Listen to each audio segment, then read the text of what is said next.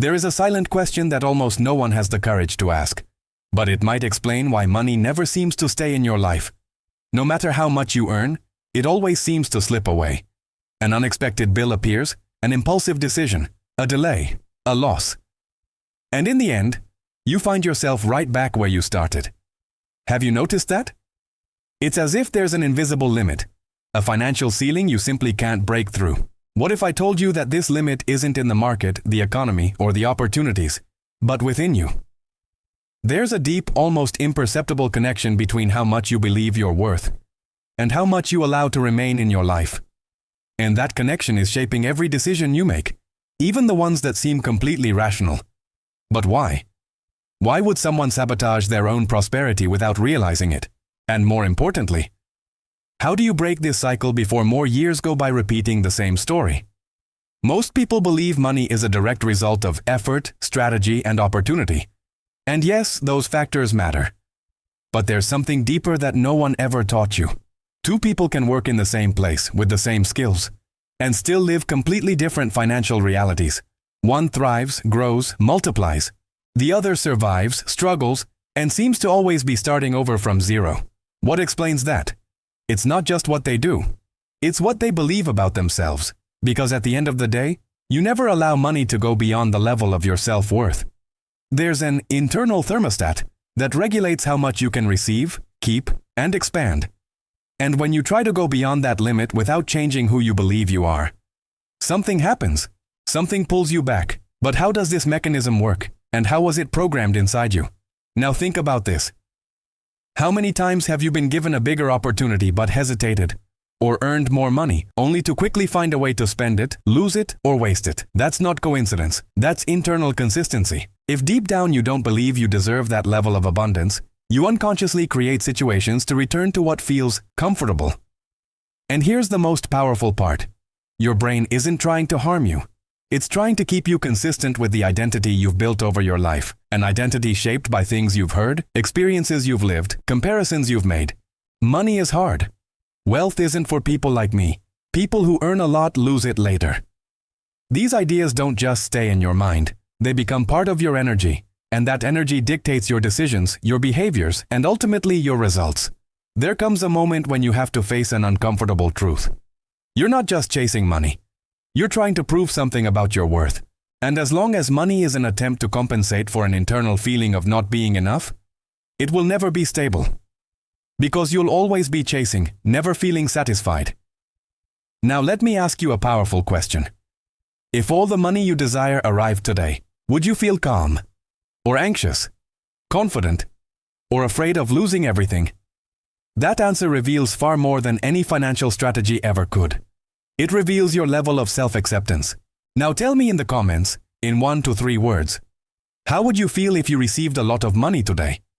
Most people try to increase their income without ever increasing their sense of self-worth. And that creates a silent internal conflict. Because earning more requires you to sustain a new identity. An identity you may not yet believe is real. And that's why, when money starts to grow, problems often appear. Unexpected expenses, poor decisions, subtle self-sabotage.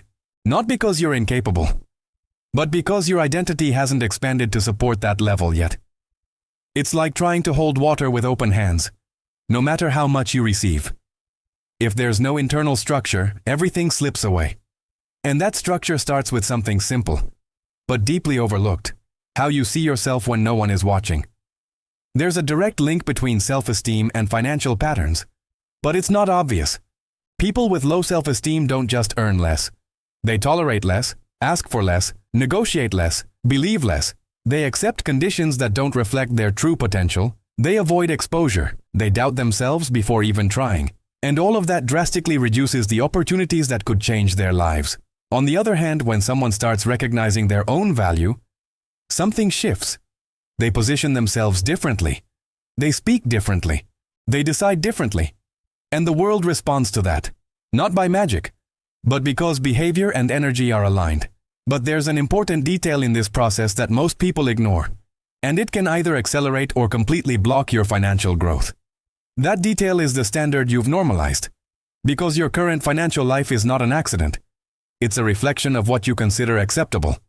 And that can be uncomfortable to admit. But everything you tolerate, you perpetuate. If you accept earning less than you deserve, it continues. If you accept relationships that drain your energy, it continues. If you accept thoughts that diminish your value, it continues. And here's the turning point. Your life only changes when your internal standard changes. When you decide you no longer accept living below your potential. And that decision isn't external. It's internal. Silent. Deep. But have you truly made that decision? Or are you still waiting for an external circumstance to force you to change? When you change that standard, something begins to reorganize. Not immediately, not perfectly, but consistently. You start noticing opportunities you once ignored. You start making decisions you once avoided. You start showing up in ways that once felt impossible. And little by little, your reality begins to reflect that. Because money doesn't respond only to what you do. It responds to what you sustain internally. And that completely transforms how you see prosperity. Not as something external you have to chase, but as something you have to become compatible with. And when that compatibility happens, the flow changes. But here's something you need to remember. This process requires emotional consistency. It's not enough to feel valuable one moment and then go back to diminishing yourself the next. Your mind will try to pull you back into the old pattern. It will remind you of failures, insecurities, limitations, and that's where everything is decided. Because aligning your energy isn't about perfection. It's about persistence. It's about choosing repeatedly a new way of seeing yourself, even when it feels strange, even when it feels artificial.